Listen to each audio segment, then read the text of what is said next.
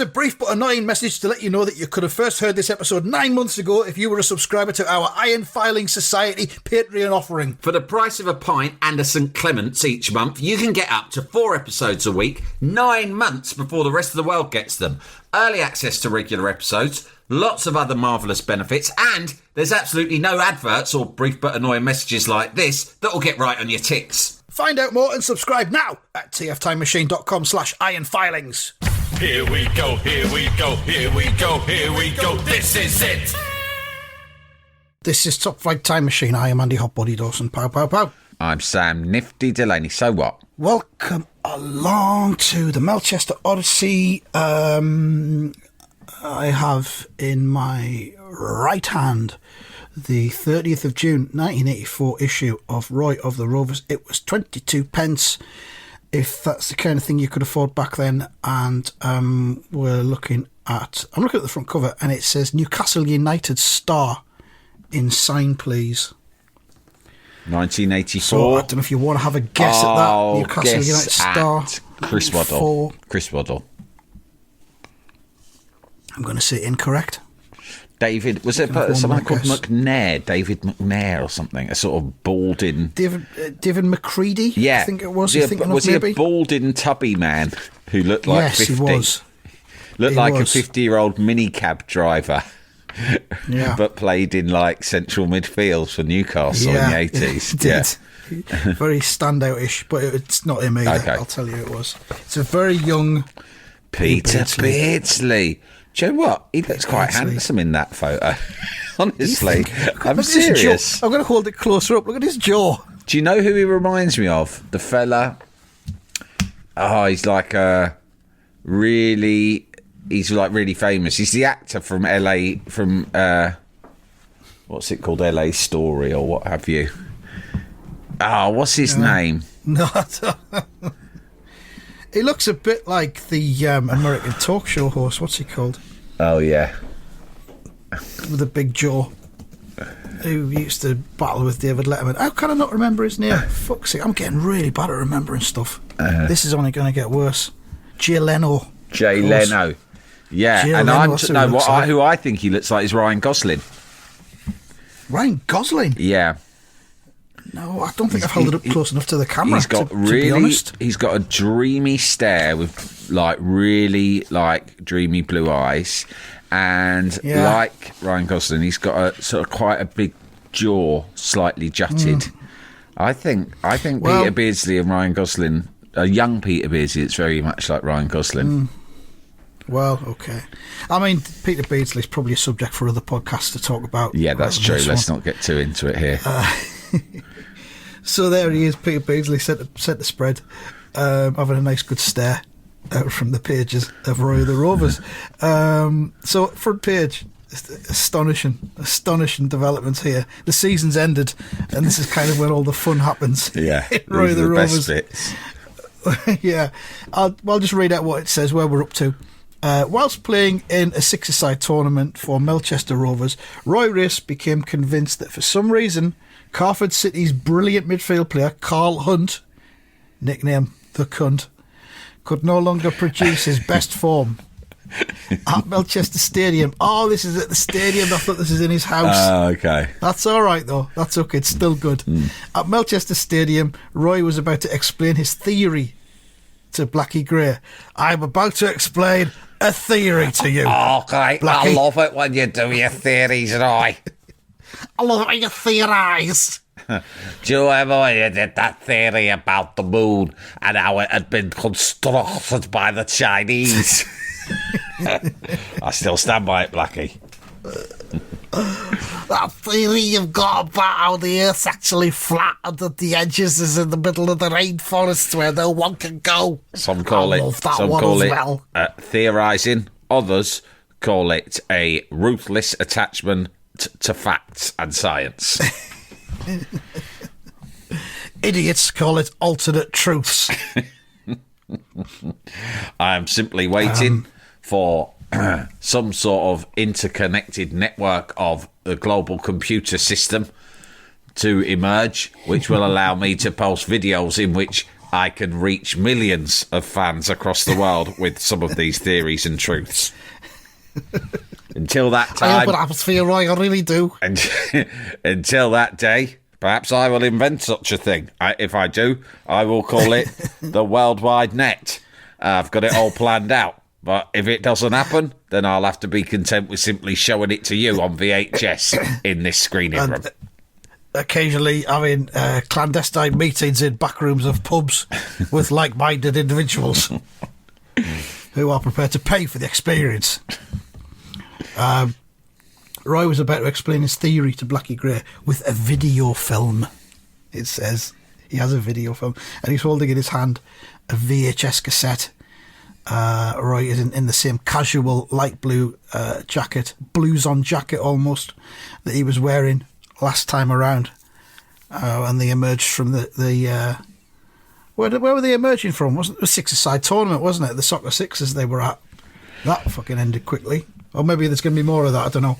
And what we see is this magical room somewhere in Melchester Stadium, and there is a screen on the wall and a projector and a VCR machine. Lots of big fat buttons on, like they used to have then. Buttons that you used to have to press down. Yeah, lovely. It's better in those days. You had these big mechanical buttons that almost made a clicking noise when you pressed them. You had to put quite a lot of effort in. But then you got the ones that were just flatter, and they were just like a little click. And now, of course, everything's touch sensitive. Soon there'll be no buttons at all. So soon there'll be no buttons at all. Yeah. When the touch sensitive ones first came in, you were like, "Fucking hell, this is next level. I love it." Sometimes there'd be certain buttons that you could see if you could activate them without actually making contact. Like there'd be some sort of like static warmth from your finger, and you'd show your mate. You go, look at this. I've got the force. I can make this work without even touching it. And that was great for a while.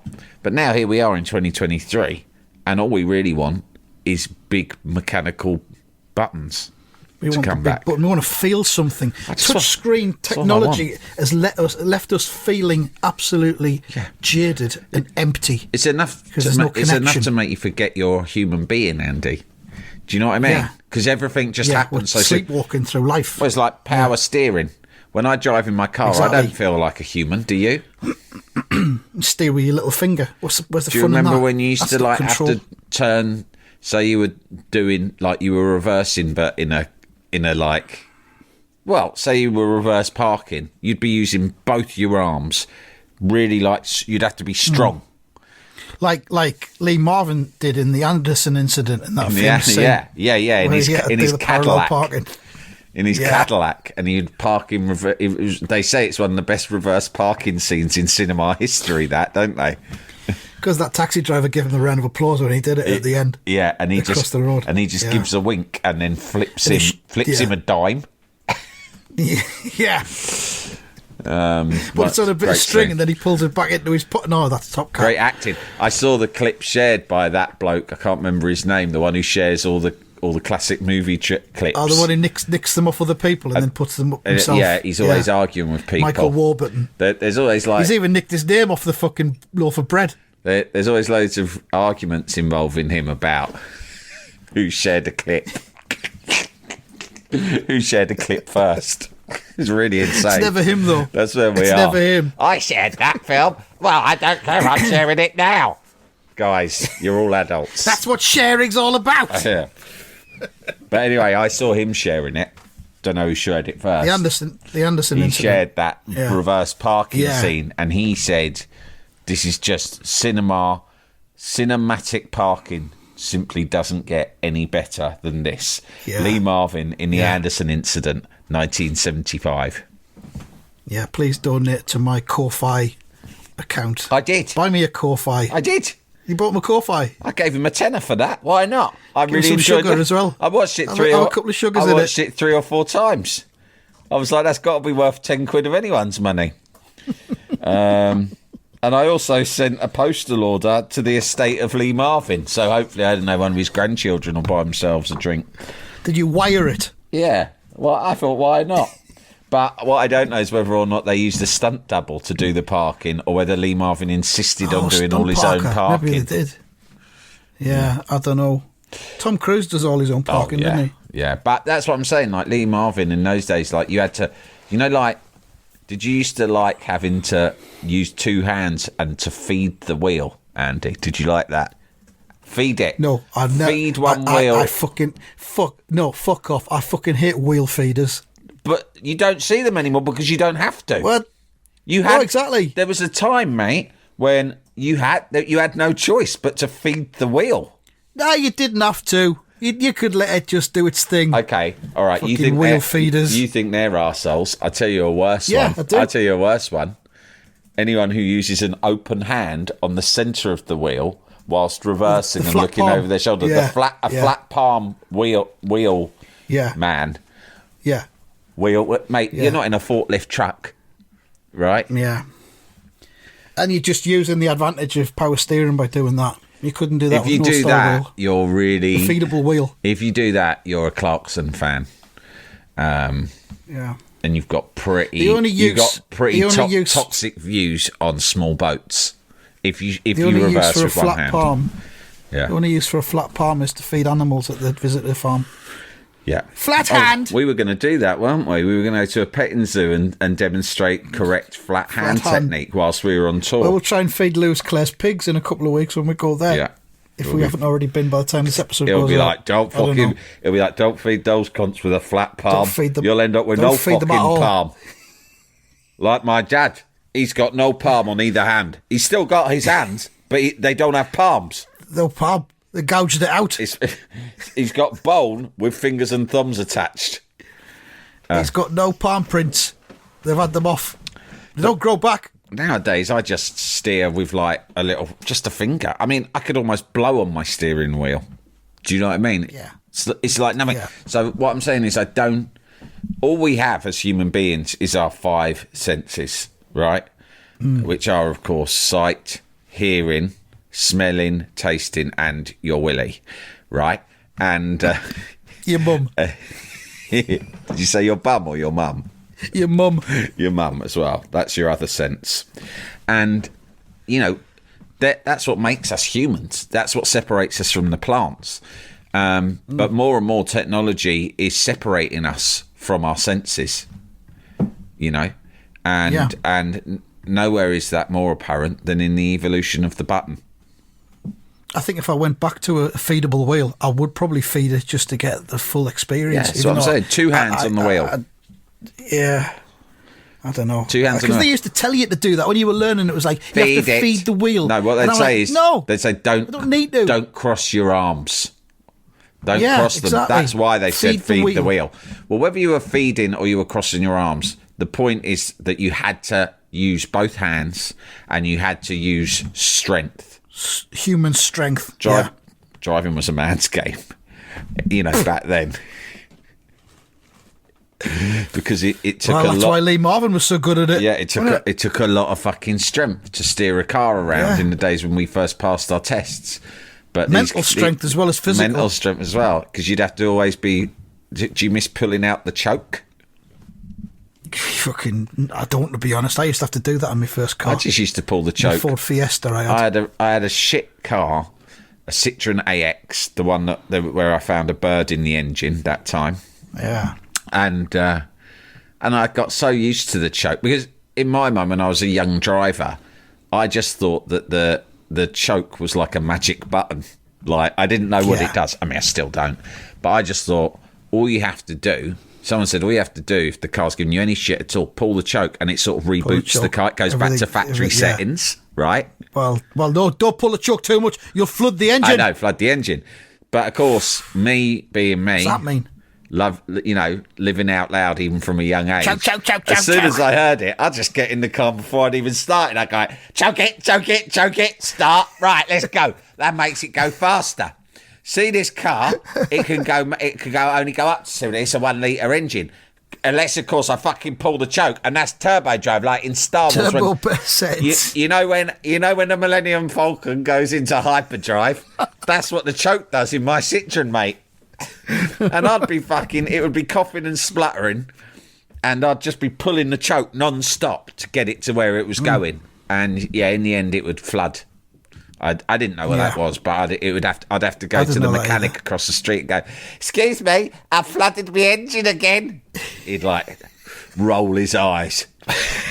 All right, leave the keys on that shelf there. I'll have it done for you in a couple of days. 40 quid. Could you do it a bit quicker? I don't want to get the bus to school. I need to go somewhere. That's why I pulled the choke.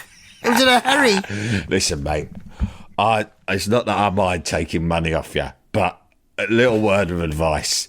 This is the 4th time this month. You have to stop pulling that choke all the time. Well, how else do I sometimes I have to go fast and take it into hyperspace.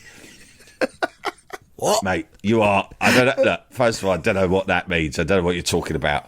But you are addicted to using the choke. You don't need to use the choke. I fucking do. It's the best bit. I bit of driving is using the choke. I foresee a lifelong struggle with addictive issues for you based on this behaviour. If you don't get up there...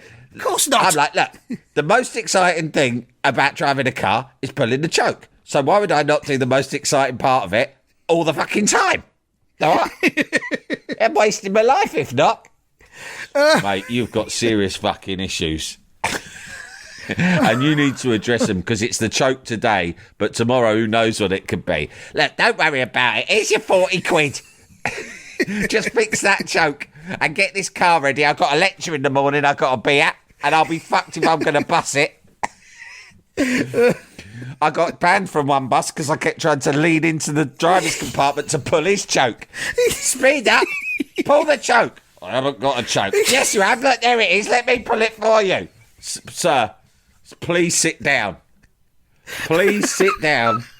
You will be ejected from this bus. I don't see what the big deal is. I'm only trying to pull your choke for you. I'm trying to help. Right, that's it. You're you're banned. I'm trying to get us all there faster. Sir, I am timetabled. I have to stick to a very strict timetable. Yeah, but if you go faster, why don't you? If you don't pull the choke, the bus will break down. Don't you know anything about cars?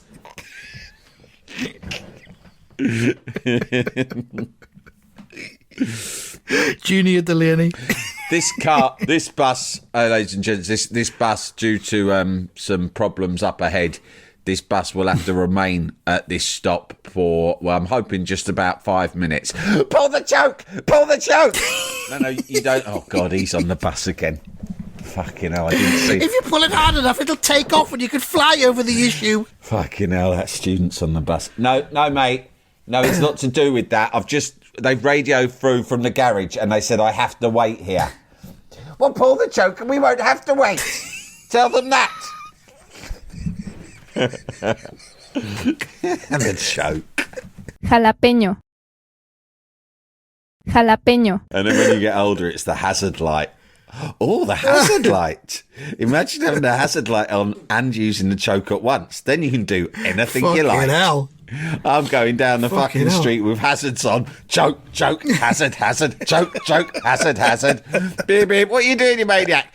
Get out of my way. Can't you see the hazard lights? Choke, hazard. Like a fucking mobile disco. The car's going. got me disco music turned up full blast. McFadden and Whitehead, ain't no stopping us now. Ain't no stopping us now. Choke, hazard. Stimulus. Where are my mints? Where are my car mints? I want another car mint. They're in the glove compartment. Where are my gloves? I forgot to pack my gloves before I came out. None of your car mints are gone because you ate all of them within the first minute of this journey. A whole packet of Polos. You say to one of your kids, they'll say, "Where's such and such? Where's the spare charger cable?" It's in the glove compartment. The what? The what? The compartment where I keep my gloves, of course. What? What fucking gloves? What compartment? Gloves? All of these. What are you? Are you in Victorian times? Even this is my carriage. Take the gloves bit out. Even the word compartment's fucking mental. Exactly. Just the compartment bit. Yeah. What the fuck's a compartment? I don't think. What are the use of the word compartment is there in modern You just parlance? don't. No. I can't Only think of glove anything. compartment. Just the glove compartment. We should No we worries. should bring it back though. I'm going to call all Shall the we? cupboards in my kitchen compartments. Look inside the pan compartment and fetch me out a large pan. No, that's in the cup and sauce. yeah. That's in the crockery compartment. I wonder if the glove compartment's on Wikipedia. We could do a history box about it. You know what? The crockery compartment sounds like a quite good sort of art rock band. I think it sounds a bit like a psychedelic, but English folk psychedelia from 1969. Yeah, maybe. yeah. The crockery The compartment. glove compartment. the crockery compartment. crockery compartment. It's an album. It's a double album by Double concept album. Incredible String Band or someone Yeah. like that. Are you just gonna- Googling glove compartment? See if it's got its Glove own compartment. Wikipedia. It's on Wikipedia, yes. It's. The name derives from the original purpose of the compartment to store driving gloves. They were sometimes in a box on the floorboard near the driver, hence the word glove box. In most vehicles, the glove compartment closes with a latch, with the option of being locked with a key. Locked with a... Wow. Whose glove compartment's got a key on I it? said, well, you don't want anyone nicking your gloves, do you? Fucking Back hell. in the day, probably Often- glove theft was rife. Well, it says often desirable when using valet service, when, of course, the valets were known thieves. Yeah, because they're often of the lower classes, aren't they? That's why they've wound up being valets. They'd augment their income by selling gloves on the black market Yeah. that they nicked from glove Down back compartments while alleys. valeting. Yeah. Have you ever? I mean, a used by pair, of gloves and pubs. a pair of string-back driving gloves is fairly appealing to me, I've got to admit. It does feel, yeah, it does. It's a bit Alan Partridge, but I would definitely. If someone presented me with some now. In the I'd put 'em on. 1950s, you'd get dressed up to go for a drive. You wouldn't just drive in whatever you were wearing. I mean, look at me. I've told you about on Friday nights where I go to pick up my daughter from her mate's house. I will go out and I'll just be wearing pyjama bottoms, slippers, Yeah. sometimes dressing And gown, the Terminator. the Terminator in the boot, and no pants. in case. Whereas, like, if my grandfather, he'd be like, "What on earth are you doing? Like, you have to wear a suit if you're going anywhere." Well, I'm just popping around the Yeah. corner to pick up my door. I'm going straight to bed when I get in. I've already cleaned my teeth. No, if my grandfather's ghost, so my Irish going, Tom, what the bloody hell are you doing in your pajamas going out like that in a nice car? You're I've supposed standing slipped so far. you're supposed to wear a suit and tie when you're going out in an automobile. What are you keeping in your bloody glove compartment, man?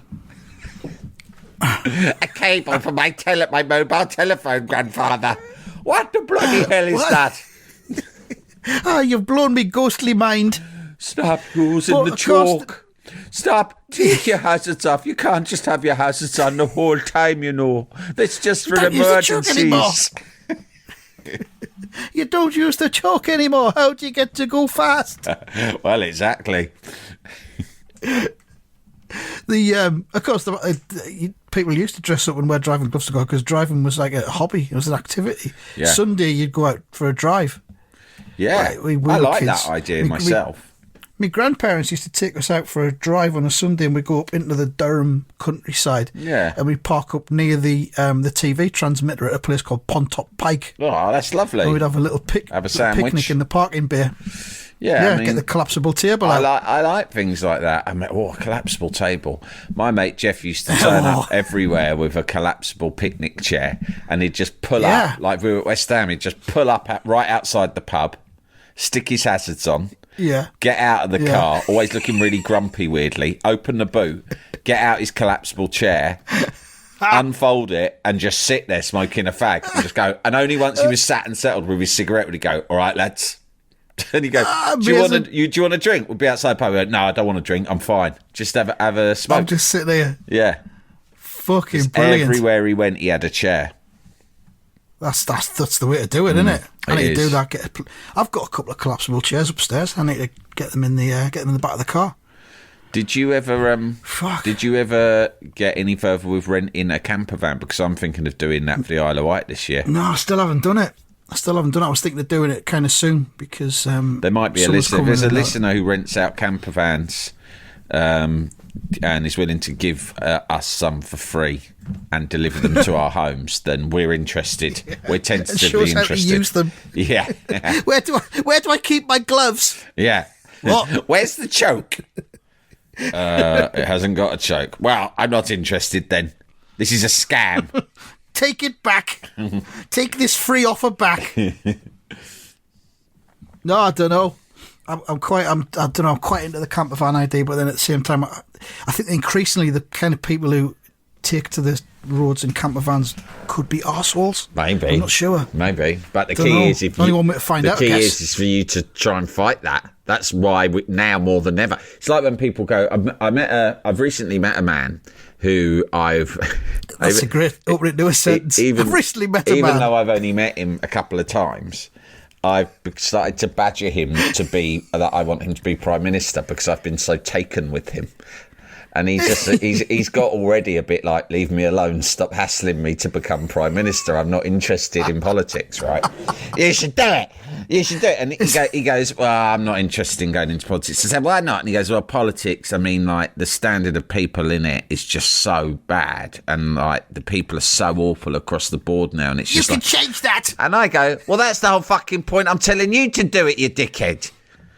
And I said, It's not Gary Lineker, is it? No, although I would like him to run for office too. It's like if you, like if you see people doing shit things, but it's something that you're interested in, you do it and do it better. Politics or camper vans. All right, you've seen some wankers driving around in camper vans. You're not a wanker. Yeah. Get a camper van and start Get out there. Read it. All I'm saying to you is, Andy, it's very simple. Rewrite the narrative. Yeah, on reinvent camper the vans. camper van narrative. Yeah. Good point. I might try and do that. Yeah. And get a T-shirt that says "Rewriting the Narrative 2023" for when you're driving it around. Yeah, just so people know. Yeah, I'm just rewriting the narrative, you bastard. I'm looking at the glove compartment thing. It is occasionally called a jockey box, especially in the upper Rocky Mountain states in the United States, such as Idaho. That's very specific and regionalised. But yeah, the jockey box. It's in the jockey box. Where are the boiled sweets? They're in the fucking jockey box. I want my boiled sweets. I get carsick without them. I'll look in the jockey box. I want a tin of Turkish delights with all the dust on them. They're in the fucking jockey box. My dad used to, when he'd pick me up at weekends, he'd sometimes, first thing I'd do, and I got in the back of his car, is that occasionally, but not always, he would have, I was looking at these the other day, I did take a photo with the intention of sending it to you, but I forgot, I'll send it to you later. I was waiting for a prescription in the chemist. Always, obviously, quite a scary situation for me. Very tense occasion for you, yeah. And I saw that there's a type of boiled sweet in a tin that has old Victorian writing on it and often has a Victorian name like, Dr. Fizzy-Wicks. Only available in chemists. Old peculiar dandelion boilers or something like that, And they're only available in chemists, like nowhere else. And chemists have a selection of these tins by the counter. And I thought, we've got to investigate these tin sweets more. Like, why is it only exclusive to chemists? And when you get them, they can only be kept in a car. You would never see them in a house, would you? No. Ever. No. No one would keep those Just in the house. always in the glove box. Always in the car or in whatever you call the bit the little zone between the passenger seat and the driver's seat. Yeah. That zone. Has yours got where the cup holders are? Cup holders, armrest, sometimes a little compartment. In the does old your days, armrest ashtray. Does your armrest lift up to reveal a compartment? Yes. Yeah, so does mine. That's where I keep the baked goods from Greg's on the way home. Keeps them warm. I had some peanuts in there for quite a while that didn't get discovered by the rest of my family. I had some secret. Illicit peanuts. I had some armrest peanuts that had been there for months, but I was still munching on them. Yeah, but that's where you keep your boiled sweets. And my dad picked me up at the weekend. He'd be like, "Hello, Where are we going today? Are we going to the museum? Anyway, it doesn't matter. Have you got any boiled sweets in your armrest?" And I'd fucking see them, and I could never get my head around the fact that he had a whole tin of these sweets, because they felt like grown-up sweets, didn't they? Oh, that's adult sweets. But I'll eat them. I'd rather have some opal fruits, but fuck it. Yeah, they're not as brash as opal fruits or fruit pastels. I'd rather have some. I'd rather have some American hard gums instead of these They need a bit more effort sweets. because you've got to suck them, so they need a bit more effort than fruit pastels. And you can imagine me. I'd be bored shit. Suck, fuck this, crunch, crunch, crunch. Yeah, Fucking boring sucking. Be here all day at this rate. Tooth. I've got to get another one. If I just suck this, I'll only have one by the time we get to Nan's. I'm hoping to eat half a dozen. I'm going to have to crunch them. And that's what would happen. I'd look at this tin, and he'd be driving, and I'd try and surreptitiously, get the tin, quietly open the lid, look inside, and it'd be usually quite full. And I'd think, he drives to work every day. My dad drove to work and back every day, right? And I'd think, what the fuck? How is he managing to contain himself to have a whole tin of sweets but not eat those sweets? Not eat them all. Not eat any of them. And that's what I'd do. I'd just pop them like fucking nobody's missus. Pop, pop, pop, pop. As many of them I could get. Eat as many of them before we got to our destination, whether that be the Natural History Museum or my grand's house. Or the other museum, yeah. Or the Science Museum, yeah. And I'd just fucking munch them all. And I thought the same thing when I was at the doctor's. When I used to go to the GP, I don't know if your GP did this, but they would have a tin of sweets, a big tin, very similar but larger to the ones you see in chemists, right? And my doctor, Dr. Heinsheimer, she would have all dolly mixtures in it, yeah? And if I was a good boy, right, and didn't throw a shit fit when she was examining me, because they put that stick in your mouth, don't they, on your tongue? Then the worst bit of all is when they put that metal triangle in your fucking ear. Do you remember how bad that was? I would really shit myself. Do you know what it looks like? You know, like an icing bag. You know, an icing bag. I don't know if you've got one, but you have an icing bag, and then at the end there's a little icing attachment, which is like a metal sort of cone. Little metal cone, and that's what you squeeze the icing through. Yeah, that is what the ear examining device looked like up the doctor's.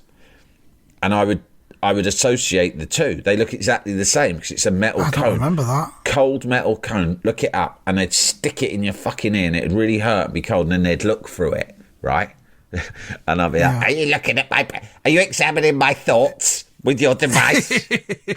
Please don't."